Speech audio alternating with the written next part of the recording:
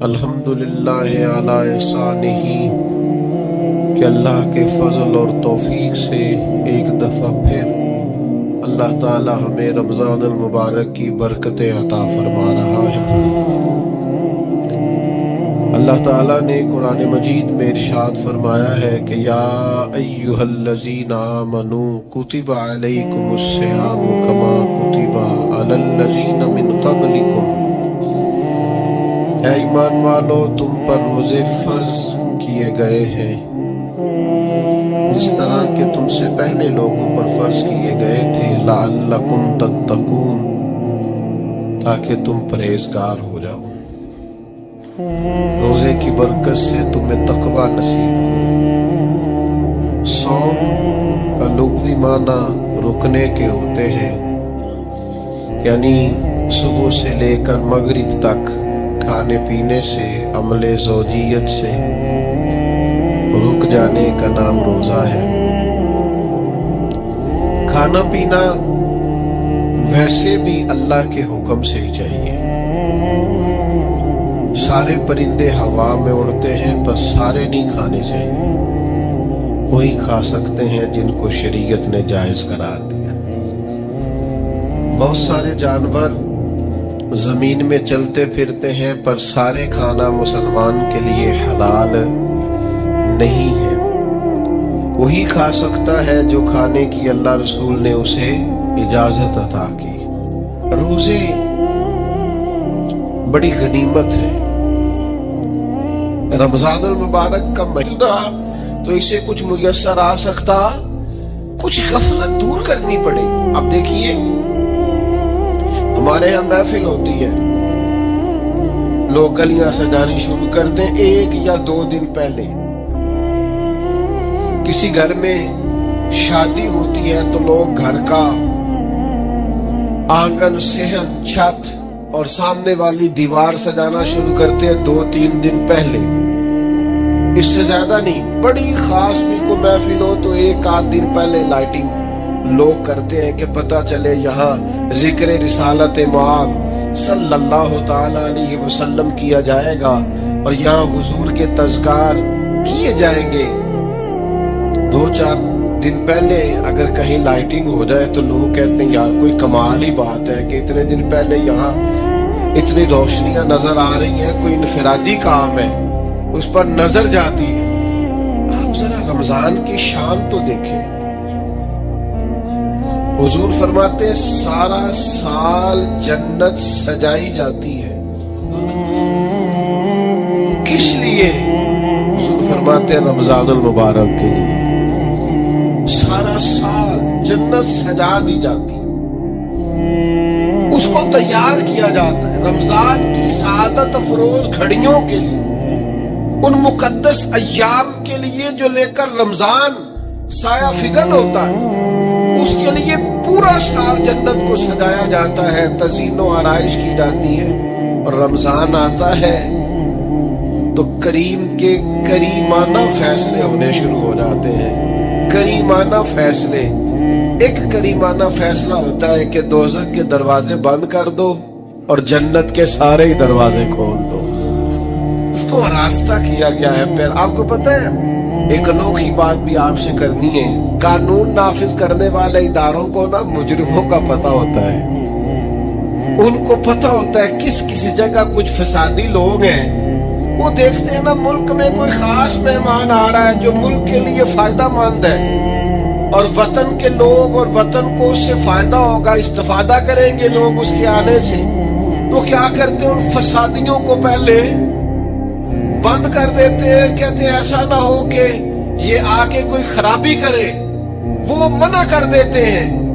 تو یاد رکھ لے، سمجھ لے، حضور فرماتے ہیں شیطان کو بھی قید کر دیا جاتا ہے۔ رمضان آنے والا ہے تو اللہ شیطان کو قید کر دیتا ہے، جکڑ دیتا ہے۔ فرمایا رمضان آ رہا ہے اور میرے بندوں نے اپنی بخشش کرانی ہے، انہوں نے میری عبادت کرنی ہے، انہوں نے روزے رکھنے ہیں، انہوں نے آ کر کے اللہ کے حضور معافیاں مانگنی ہے، اور رمضان کی ہر رات میں 70,000 یا بلا مثال و بلا تشبیہ اللہ جانے کتنے بے حساب لوگوں کی رب نے بخشش کر دی ہے. اور یہ شیطان بڑا مکار ہے، یہ کھلا ہوا دشمن ہے، کوئی خرابی نہ کر دے لہذا پہلے اسے باندھ دو. خرابی نہ کرے کسی قسم کی اسے باندھ دیا جاتا ہے. مہمان بھی آ گیا، خرابی کرنے والا بھی باندھ دیا، لیکن اگر فائدہ لینے والے پھر بھی فائدہ نہ لے تو پھر ان سے کہا جائے گا کہ تمہارے پاس اب کوئی بہانہ بچا نہیں ہے، اب تمہارے پاس کوئی کسی قسم کا عذر باقی نہیں ہے. اب تو یہ تھا کہ تمہیں بخشش کرانا چاہیے تھی، استغفار پڑھنا چاہیے تھی، دعائیں کرنا چاہیے تھی، قرآن مجید کی تلاوت کو کثرت سے کرنا چاہیے تھا. لیکن چونکہ اب تم یہ بھی نہیں کہہ سکتے کہ مجھے شیطان نے گمراہ کر دیا، وہ تو باندھ دیا گیا ہے. اب تو فسادی ویسے ہی کنٹرول کر دیا گیا.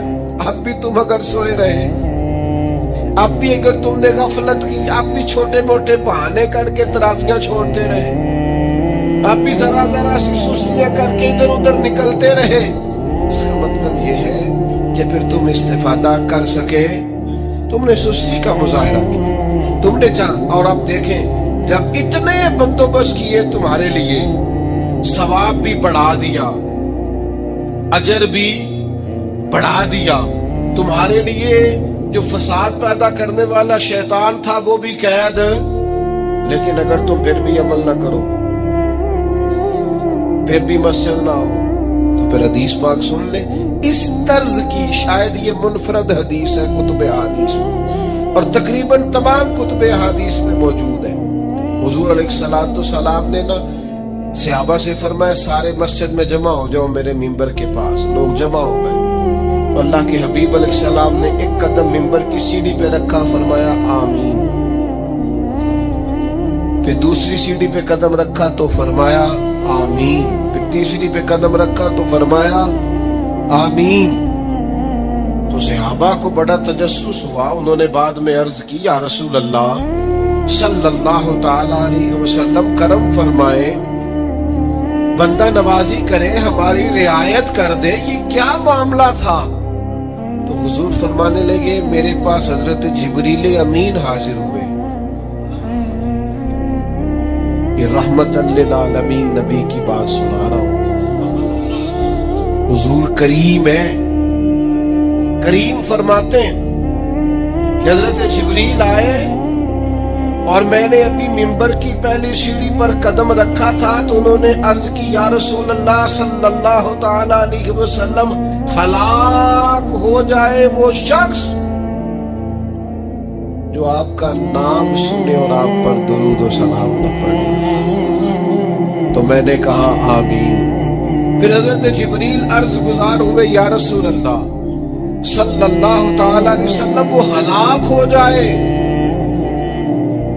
جس نے بڑھاپے میں والدین کو پایا اور ان کی خدمت کر کے بخشش نہ حاصل کر سکا. میں نے کہا آمین. اور کریم فرمانے لگے پھر حضرت جبریل نے عرض کی یا رسول اللہ ہلاک ہو جائے وہ شخص جس کو زندگی میں رمضان ملا، جس کو اس ماہ نور و سرور شہر رمضان الذی انزل فیہ القرآن، رمضان کا وہ مہینہ جس میں ہم نے قرآن نازل کیا، جس کو ماہ مبارک، ماہ نور و سرور، ماہ طیب، ماہ مبارک رمضان ملا، پھر وہ اپنی بخشش نہ کرا سکا، وہ ہلاک ہو جائے. تو حضور فرماتے میں نے بھی کہا آمین. اللہ تعالیٰ ہم سب کو محفوظ فرمائے. میں عرض کر چکا ہوں کہ جب ثواب بھی بڑھا دیا گیا اور جب طاقت بھی بڑھا دی گئی عبادت کی، اور جب برکتیں بھی زیادہ ہو گئی، نعمتیں بھی زیادہ ہو گئی، رکاوٹ ڈالنے والا، رخنا ڈالنے والا شیطان بھی قید کر دیا گیا، تو اب بھی کوئی شخص اگر توجہ ہی نہ کرے، رجوع ہی نہ کرے، تو پھر اس کے لیے یہ حکم آیا کہ وہ ہلاک ہو جائے، پھر وہ برباد ہو جائے. جب اتنی سعادتیں موجود ہیں، اتنے بندوبست کیے گئے ہیں، جنت کو سجایا گیا۔ رمضان شریف میں 2-4 کام ضرور کرنے، ایک تو روزہ رکھنا ہے۔ کچھ ہمارے پنجابی بہانے بھی ہیں، پنجابی بہانے، میں جی مزدوری کرنی ہوتی ہے، نہ پھر روزہ تو نہیں، نہ لاکھ ہوتا۔ اللہ نے نہیں سی پتا کہ مزدوری کرنی ہے، تو اللہ نے کیوں فرض کیا روزہ؟ ہلکے سے لوگ بیمار ہوتے ہیں، بالکل معمولی سے، کوئی ایسا عذر نہیں، روزہ چھوڑ دیتے۔ ذرا ذرا سی باتیں لے کر لوگ، آپ یقین کریں، اہمیت کو نہیں سمجھتے، اور بعض صرف سوچتے ہیں، غافل ہیں، منہ پھیرے ہوئے۔ اگر یہ ایک حدیث سمجھ میں آ جائے نا، ترغیب و ترہیب میں اور دیگر کتب حدیث میں بھی موجود ہے، حضور نے فرمایا جس نے رمضان کا ایک روزہ چھوڑ دیا، زندگی بھر بھی روزے رکھے، وہ فضیلت نہیں پا سکتا جو رمضان کا روزہ سے فضیلت اسے ملنی تھی۔ اتنی بڑی بات ہے، آپ اس کو سمجھ لیں، اتنے سعادت افروز روزے ہیں رمضان کے۔ تو کوشش کریں، اپنے آپ کو مینج کریں، مینٹین کریں چیزوں کو، اپنی صحت کا خیال کریں۔ میں تو دوستوں سے کہا کرتا ہوں، رمضان سے پہلے جو ایام ہے، پہلے سے بڑھ کر اپنی طبیعت کا خیال رکھے، تاکہ رمضان میں کوئی کسی قسم کی طبیعت میں بھی کمزوری پیدا نہ ہو، اور صحیح صحت مندی کے ساتھ انسان رمضان شریف کے روزے گزار سکے۔ دوسری بات ہے، رمضان میں خوب قرآن مجید پڑھنا۔ شہر رمضان الذی انزل فیہ القرآن، رمضان ہی کا تو وہ مہینہ جس میں قرآن نازل کیا گیا۔ نبی کریم صلی اللہ تعالی علیہ وسلم رمضان المبارک میں حضرت جبریل امین علیہ السلام کے ساتھ قرآن مجید کا دور فرمایا کرتے۔ حضور حضرت جبریل کو پارہ سناتے اور جناب جبریل نبی کریم علیہ السلام کو سناتے۔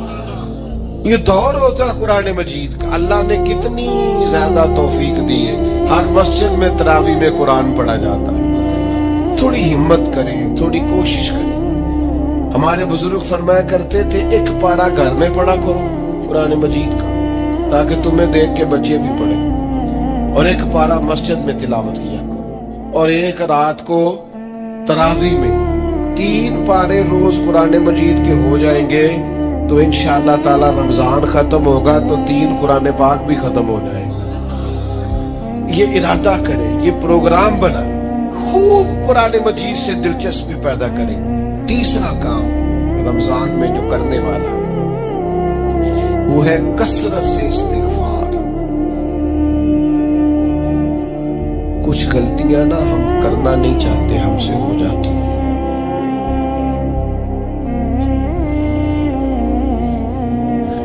کچھ غلطیاں ایسی ہیں جو ہم بڑی بڑی کر چکے ہیں، لیکن ہمیں یاد ہی نہیں۔